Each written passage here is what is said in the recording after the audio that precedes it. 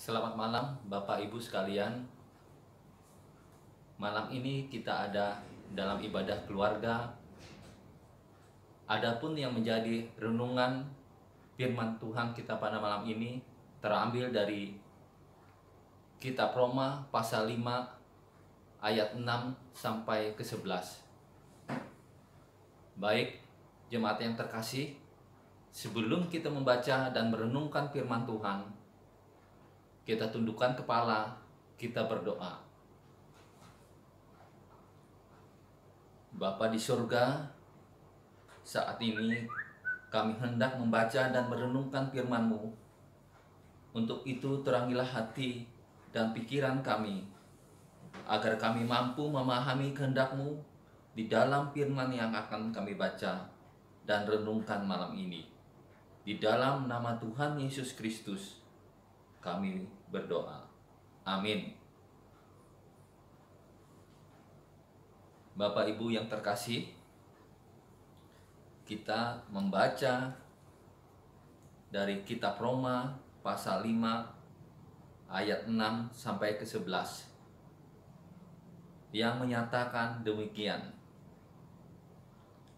Karena waktu kita masih lemah, Kristus telah mati untuk kita orang-orang durhaka pada waktu yang ditentukan oleh Allah. Sebab tidak mudah seorang mau mati untuk orang yang benar. Tetapi mungkin untuk orang yang baik ada orang yang berani mati. Akan tetapi Allah menunjukkan kasih-Nya kepada kita. Oleh karena Kristus telah mati untuk kita ketika kita masih berdosa. Lebih-lebih karena kita sekarang telah dibenarkan oleh darah-Nya, kita pasti akan diselamatkan dari murka Allah. Sebab jikalau kita ketika masih seteru diperdamaikan dengan Allah oleh kematian anaknya, lebih-lebih kita yang sekarang telah diperdamaikan pasti akan diselamatkan oleh hidupnya. Dan bukan hanya itu saja, kita malah bermegah dalam Allah oleh Yesus Kristus, Tuhan kita. Sebab oleh Dia kita telah menerima pendamaian itu. Demikianlah pembacaan Alkitab malam ini. Terpujilah kita yang sudah mendengar dan melaksanakannya dalam hidup kita sehari-hari. Amin. Demikianlah pembacaan Alkitab malam ini. Terpujilah Kristus. Haleluya. Tema khotbah kita malam hari ini adalah diperdamaikan dan diselamatkan, sesuai dengan bacaan kita pada Kitab Roma pasal 5 ayat 6 sampai yang ke-11. Saudara-saudaraku, pada masa Perjanjian Baru, kota Roma merupakan pusat kekaisaran Romawi dan juga sebagai pusat dunia. Sebagai pusat dunia, kota Roma menjadi tempat tinggal banyak bangsa-bangsa, sehingga menjadi tempat bertemu dan bercampurnya budaya dan karakter bangsa-bangsa dari seluruh dunia. Penduduk kota Roma hidup dengan kemewahan dan praktek jual beli budak yang sangat marak pada saat itu. Gambaran kota Roma saat itu sebagai tempat alamat surat yang ditulis oleh Paulus ini adalah kota metropolitan, menjadi pusat dunia yang bersifat plural. Bapak Ibu yang terkasih, kutipan ayat yang kita baca malam ini adalah bagian dari surat Paulus kepada jemaat di Roma, di mana pada saat itu jemaat di Roma sedang mendapat banyak tekanan, baik dari orang Yahudi maupun dari pemerintah Roma itu sendiri. Selain itu, di dalam tubuh jemaat Roma sedang terjadi konflik internal. Oleh karena itu, Paulus mengirim surat ini untuk memberikan nasihat kepada jemaat di Roma bagaimana seharusnya bersifat terhadap keadaan mereka saat itu dan bagaimana sikap mereka kepada pemerintah Roma. Paulus menulis surat ini untuk memberikan pengertian tentang iman Kristen dan tuntunan-tuntunannya yang praktis dalam kehidupan selaku orang-orang percaya.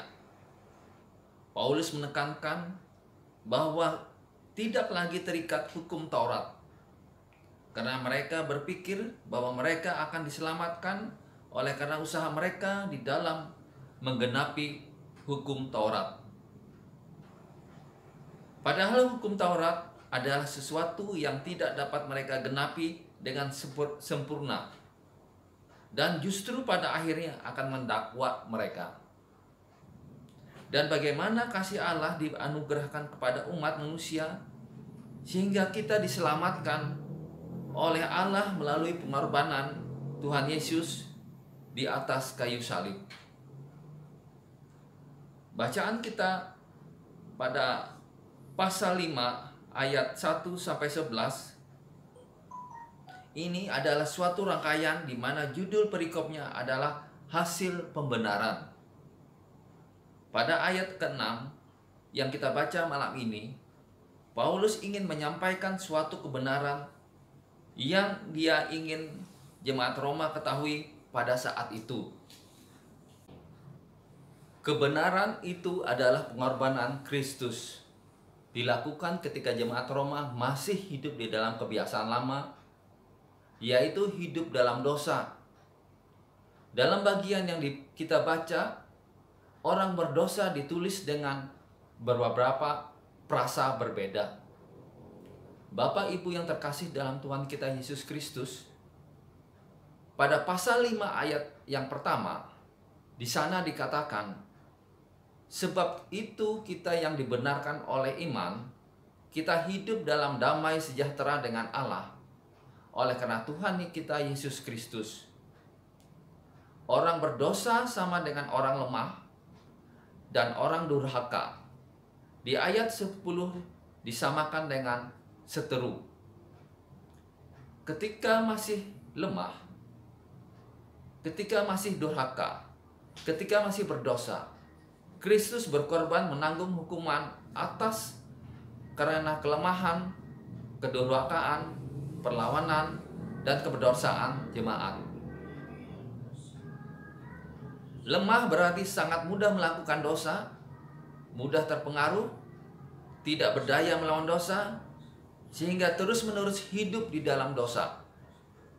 Durhaka adalah gambaran orang yang tidak hidup dalam kudus. Mereka menyangkal Tuhan di dalam hidup mereka. Sikap hidupnya menyangkali nilai-nilai kebenaran. Seteru adalah gambaran orang-orang yang melawan dan memusuhi Tuhan. Kita tahu orang-orang Roma pada saat itu adalah anti-Kristen. Bahkan Paulus sendiri dipenjara dan dibunuh di Roma. Karena waktu kita masih lemah, ketika kita masih berdosa, ketika kita masih seteru Allah, Kristus telah mati untuk kita, orang-orang durhaka. Untuk orang-orang demikian, Kristus berkorban menanggung hukuman atas kelemahan, kedurhakaan, dan perlawanan itu. Bapak Ibu yang terkasih, ayat 8-10 menyadarkan kita bahwa keselamatan tubuh dan jiwa hanya dapat diperoleh dari pengorbanan Tuhan kita Yesus Kristus di atas kayu salib. Semua derita itu diterima bukan karena kesalahannya, tetapi menanggung dosa dan kesalahan manusia. Dan dengan pengorbanannya lah untuk menyelamatkan kita. Yesus Kristus adalah anugerah yang terindah bagi dunia dan bagi kita semua. Pengorbanannya tidak dapat dinilai dengan apapun juga. Bapak Ibu yang terkasih, kalau kita lihat kembali pada ayat yang pertama yang berkata, sebab itu kita yang dibenarkan karena iman, kita hidup dalam damai sejahtera dengan Allah oleh karena Tuhan kita Yesus Kristus. Ini adalah ayat yang penting dan sesuai dengan tema khotbah kita pada malam hari ini, yaitu diperdamaikan dan diselamatkan. Ini adalah inti daripada iman Kristen, yaitu bagaimana kita menjadi orang percaya, diselamatkan, dan dibenarkan oleh pengorbanan Tuhan Yesus Kristus. Dalam Kejadian pasal 3 ayat 7, ketika manusia pertama jatuh ke dalam dosa, mereka berusaha menutupi ketelanjangan mereka dengan dedaunan. Perasaan malu dan takut akan apa yang sudah mereka lakukan di dalam ketidaktaatan mereka. Dan Kejadian 3 ayat yang ke-21, mereka menggantikannya dengan dedaunan itu dengan kulit binatang. Tetapi tindakan itu tidak pernah bisa menyelesaikan dosa mereka. Dari situ saja kita tahu bahwa tidak akan pernah mungkin dengan usaha perbuatan manusia untuk mendapatkan keselamatan di hadapan Allah. Paulus pun mengingatkan kepada bangsa Yahudi, karena mereka berpikir bahwa dengan melakukan semua peraturan hukum Taurat itu, mereka pasti akan dibenarkan. Paulus menegaskan bahwa justru dengan adanya hukum Taurat, bangsa Israel tidak akan pernah bisa mentaati hukum itu. Semua larangan yang terdapat dalam hukum Taurat memperlihatkan tidak akan pernah manusia bisa kerjakan dan lakukan. Roma 5 ayat 1 berkata bahwa kita dibenarkan karena iman. Kata karena iman ini menunjukkan bahwa kita menyadari kondisi kita yang tidak berdaya dan hanya iman kepada Tuhan yang bisa menolong kita. Dengan demikian, kita mengerti tidak akan pernah kita mengatakan keselamatan itu oleh karena jasa dan usaha perbuatan baik kita. Roma pasal kelima ini merupakan bagian yang penting yang Paulus berikan untuk membuka pemahaman kita tentang siapa kita sesungguhnya. Firman Tuhan mengatakan kita adalah orang yang lemah adanya. Jerat dosa mengikat dan membelenggu kita. Meskipun ingin keluar, ingin lepas, tetapi tidak mempunyai kekuatan dan daya untuk melepaskan diri. Dia yang tidak mengenal dosa telah dibuatnya menjadi dosa. Karena kita, supaya di dalam Dia kita dibenarkan Allah. Dalam 2 Korintus 5 ayat 21. Bapak Ibu yang terkasih, melalui pemberitaan firman Tuhan pada malam ini mengajarkan kita bagaimana seharusnya kita bersikap, bagaimana seharusnya kita merespon atas keselamatan yang telah Tuhan berikan bagi setiap orang percaya.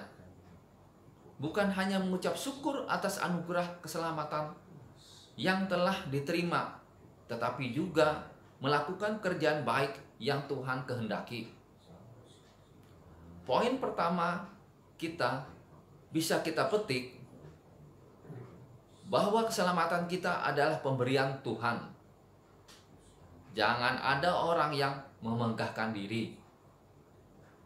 Poin ini menjadi penting. Oleh karena kita sebagai anak-anak Tuhan, kita senantiasa harus belajar bagaimana menghargai Tuhan sebagai pemberi, dan Dia adalah satu-satunya sumber hidup kita yang layak mendapat hormat, kemuliaan, dan pujian. Dan bagaimana kita merespon terhadap anugerah Tuhan, yaitu dengan kita belajar memberi kita, menyatakan sikap hati kita yang dengan rendah hati dan murah hati menjadi saluran berkat bagi kita sesama. Poin yang kedua, sebagai makhluk hidup yang segambar dengan Allah, pemulihan gambar Allah yang sudah rusak ini merupakan upaya membalikan manusia sebagai ciptaan yang segambar dengan Allah. Hal ini sama dengan usaha kita untuk menemukan kemuliaan Allah yang hilang atas diri manusia. Manusia dituntut untuk memiliki moral dan tindakan-tindakan yang mulia seperti Allah sendiri. Itulah sebabnya menjadi kemutlakan agar manusia selalu hidup dalam kekudusan sesuai dengan standar kekudusan Allah sendiri, untuk hidup dalam takut akan Tuhan. Dan poin yang ketiga, walaupun keselamatan bukan usaha kita, bukan karena pekerjaan kita, bukan berarti karena kita sudah diselamatkan, maka kita tidak perlu melakukan apa-apa lagi. Lalu kita hanya duduk diam dengan keselamatan yang sudah kita terima tanpa memperdulikan orang-orang di luar sana yang belum mendapatkan keselamatan, bahkan belum mengenal siapa itu Yesus. Sebagai orang yang sudah ditebus dan diselamatkan, saya dan saudara-saudara jemaat sekalian memiliki kewajiban untuk membagikan keselamatan yang sudah kita terima kepada orang-orang di luar sana, kepada orang-orang yang masih sampai saat ini belum percaya Dia. Bagaimana kita bersaksi? Roh Kudus yang akan memimpin kita, dan dengan demikian dunia boleh mengenal keselamatan yang dari Allah. Sebagai anak-anak Allah yang telah menerima keselamatan, kita dituntut untuk bersaksi, mewartakan berita keselamatan kepada dunia, sehingga kehidupan damai sejahtera dengan Allah oleh karena Tuhan kita Yesus Kristus bisa dirasakan dan dialami oleh setiap orang. Demikian firman Tuhan malam ini. Tuhan Yesus memberkati kita. Amin. Mari kita berdoa. Bapa di surga, terima kasih untuk sapaan firman-Mu malam hari ini yang boleh menguatkan iman kami. Kiranya firman-Mu malam hari ini boleh tetap tinggal di hati dan pikiran kami, agar kami dapat melakukan dalam kehidupan kami sehari-hari melalui kata dan perbuatan, demi untuk hormat dan kemuliaan nama Tuhan. Bapa di surga, saat ini kami juga berdoa untuk saudara-saudara kami yang ada di dalam berbagai pergumulan karena sakit, baik itu yang dirawat di rumah sakit maupun di rumah. Tuhan, jamahlah mereka sesuai dengan cara dan kehendak-Mu, agar mereka mendapatkan kesembuhan yang sempurna dari-Mu. Kami juga berdoa bagi jemaat yang ada di dalam berbagai pergumulan hidup, baik itu pergumulan dalam rumah tangga, pekerjaan, usaha, maupun ekonomi, kesehatan, atau pergumulan mengenai pendidikan anak-anak mereka. Bapa, berilah solusi yang baik untuk setiap keluarga yang mengalami pergumulan ini. Kami juga berdoa untuk gereja kami, GPIB Kasih Karunia Badung, Bali, dengan berbagai program gereja yang ada. Tuhan berkati agar semuanya boleh berjalan dengan lancar dan dengan penuh tanggung jawab. Untuk itu, berkatilah setiap orang yang ambil bagian dalam pelayanan ini, baik itu pendeta, diakon, penetip, penetua, dan keenam pengurus Pelkat serta panitia-panitia yang ada, agar di dalamnya ada kerjasama yang baik demi untuk hormat dan kemuliaan nama Tuhan. Berkati juga panitia penggalangan dana, agar dalam tugas dan tanggung jawabnya selalu dilakukan dengan penuh sukacita, karena semuanya hanya untuk kemuliaan Tuhan semata. Terima kasih Tuhan, inilah doa syafaat kami yang jauh dari sempurna. Untuk itu sempurnakanlah agar berkenan di hadirat-Mu. Bapa di surga, terimalah di dalam nama Tuhan Yesus Kristus yang mengajar kami berdoa yang sempurna. Bapa kami yang di surga, dikuduskanlah nama-Mu, datanglah kerajaan-Mu, jadilah kehendak-Mu di bumi seperti di surga. Berikanlah kami pada hari ini makanan kami yang secukupnya, dan ampunilah kesalahan kami, seperti kami juga mengampuni orang yang bersalah kepada kami. Dan janganlah membawa kami dalam pencobaan, tetapi lepaskanlah kami daripada yang jahat. Karena Engkaulah yang mempunyai kerajaan, kuasa, dan kemuliaan sampai selama-lamanya. Amin. Demikian ibadah kita malam ini. Tuhan memberkati kita semua.